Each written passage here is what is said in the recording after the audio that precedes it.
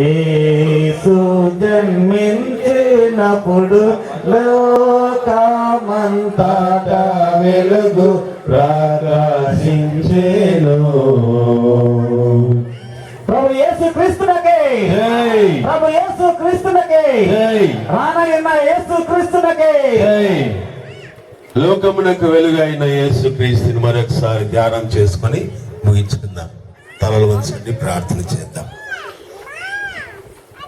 నేను లోకమునకు వెలుగై ఉన్నాను, మీరు లోకమునకు వెలుగై ఉన్నారు అని నీ స్వభావమును మా యొక్క మానవ అవతారమును కలిగిన దేవా, నీ స్వభావము ద్వారా ఈ లోకంలో జీవించాలని మాకు ఆజ్ఞాపించిన తండ్రి, నీ పరిశుద్ధ పాదములకు స్తోత్రాలు. మీరు మాకు వెలుగుగా లోకమునే కాక మా సంఘాలకు, మా కుటుంబాలకు, మా జీవితాలలో వెలుగును నింపిన గొప్ప కర్తవు.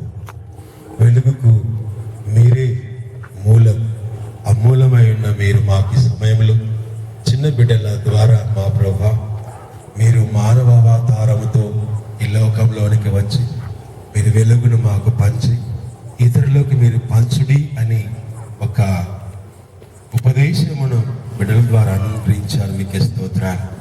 ఇదిగో ఆ వెలుగును మేము తీసుకొని వెలుచు ఉండగా